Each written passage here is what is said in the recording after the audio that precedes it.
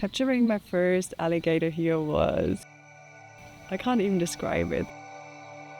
I saw him, I got very excited, and I had Morgan right next to me just helping me to lead the alligator around some bushes in safe space where we can put him up.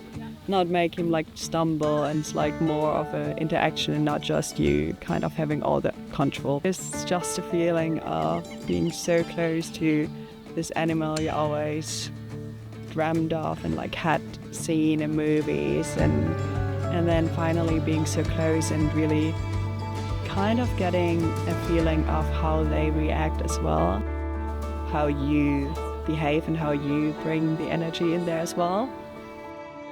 And if you're like calm and know what to do, it's like the best case for both the animal and for yourself, and also getting the good data you need to protect them and conserve them in the long run.